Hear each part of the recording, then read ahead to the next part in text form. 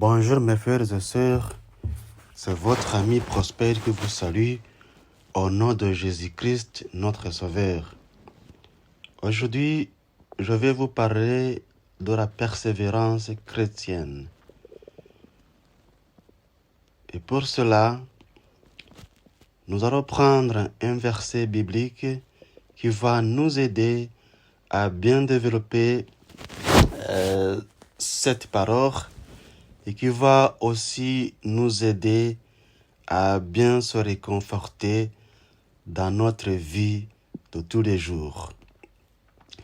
Nous allons lire dans Matthieu chapitre 24 au verset 13. Il est écrit ceci.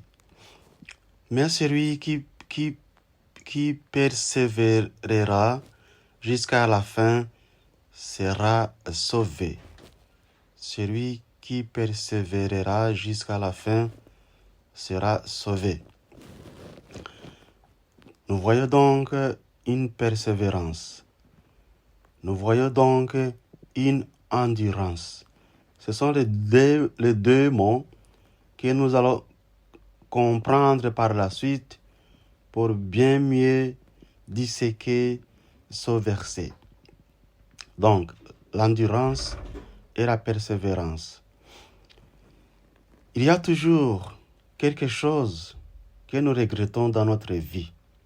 Cela peut être un projet professionnel que nous n'avons pas mené à son terme, des études que nous avons abandonnées par faute de persévérance, une séparation amicale ou affective, voire même un éloignement de Dieu. Ce sont des occasions que nous n'avons pas su saisir ou pour lesquelles nous n'avons pas su faire ce qu'il fallait. Finalement, nous sommes passés à côté de la bénédiction de Dieu. Et Dieu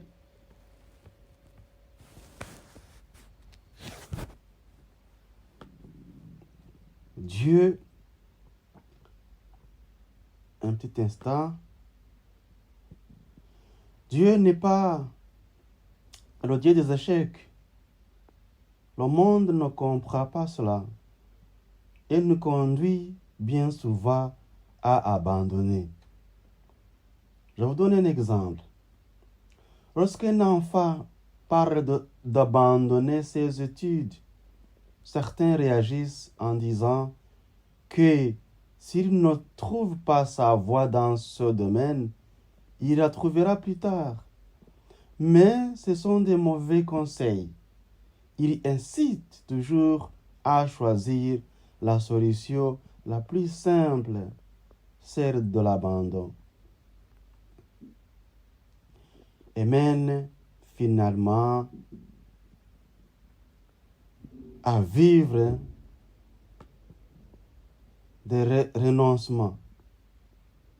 Plus tard, ces personnes vivent dans des remords. Le monde d'aujourd'hui utilise souvent les mots de séparation et abandon. Mais c'est un vocabulaire qui appartient à l'ennemi. Je vous rappelle que le travail de l'ennemi est pour séparer, diviser et voler. Nous devons prendre conscience alors qu'il est important que nous continuions notre marche. Dieu nous trace un chemin. Il nous a tracé un chemin. Il nous donne un emploi, une famille, une église et nous demande d'avancer dans la direction qu'il nous donne ou qu'il nous a donnée. Mais passé un temps, nous ne faisons plus le travail de Dieu nous demande de faire. Et cela nous conduit à faire un constat d'échec. Et alors, nous sommes sortis de la bénédiction de Dieu. Nous devons comprendre son principe essentiel. Ne pas faire ce que nous devons faire est une faute de notre part. il faut nous ressaisir. Je répète, ne pas faire ce que nous devons faire est une faute de notre part. Ça ne vient pas de quelqu'un d'autre. C'est une faute de notre part. C'est alors le moment de nous ressaisir.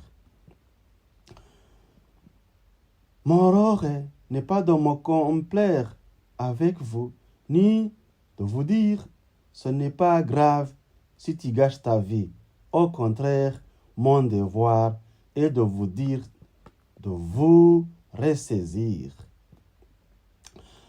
En tant que serviteur de Dieu, mon devoir est de vous aider à comprendre ce que Dieu nous attend de vous, afin que vous réussissiez votre vie.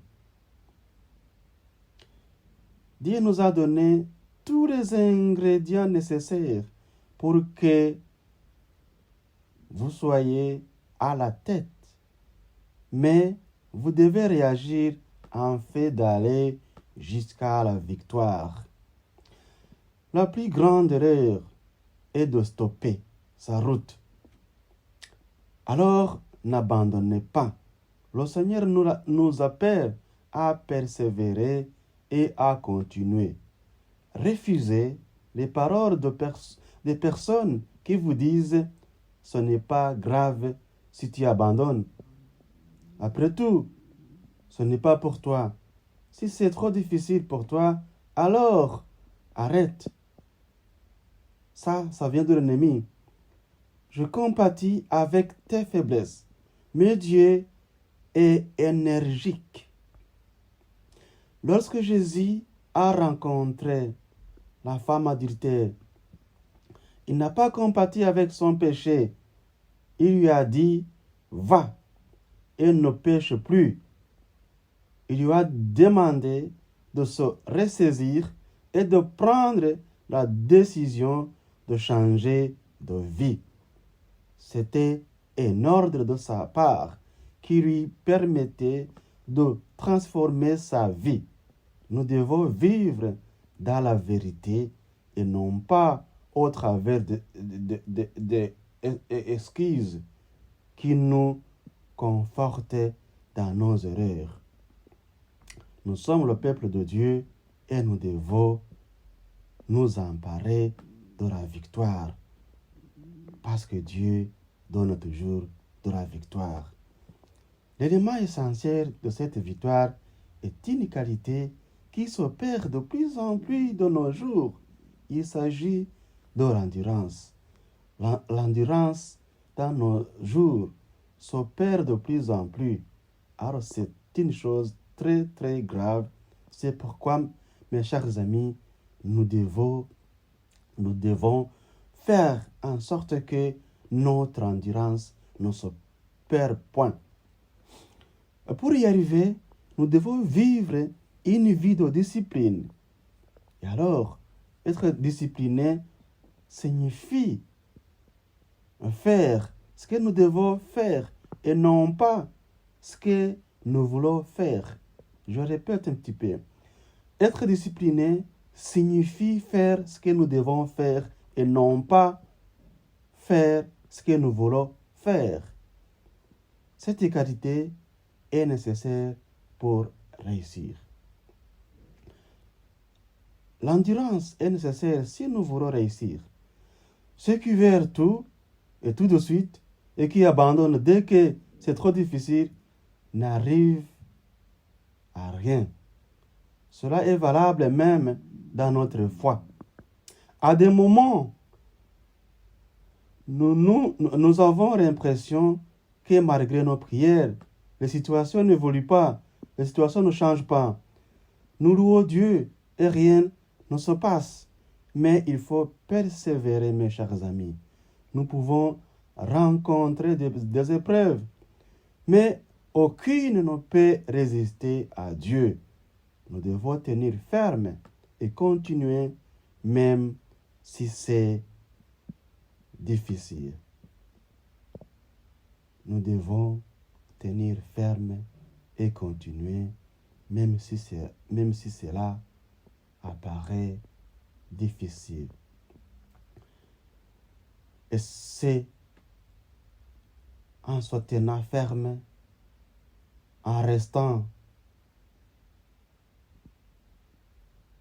en persévérance, en gardant notre endurance, que nous allons arriver jusqu'au bout. Jusqu'au bout, c'est quand? Jusqu'à ce que le Seigneur Jésus revienne pour prendre son Église, pour prendre son époux, pour prendre ceux qui ont pu persévérer jusqu'à la fin, et ceux-là qui seront sauvés, comme Matthieu 24, verset 13 dit, et je répète encore, mais celui qui persévérera jusqu'à la fin sera sauvé. Mes chers amis, que Dieu vous bénisse, que Dieu vous donne encore de la force, que Dieu vous donne la paix au nom de Jésus-Christ, notre Sauveur. Amen. Alléluia.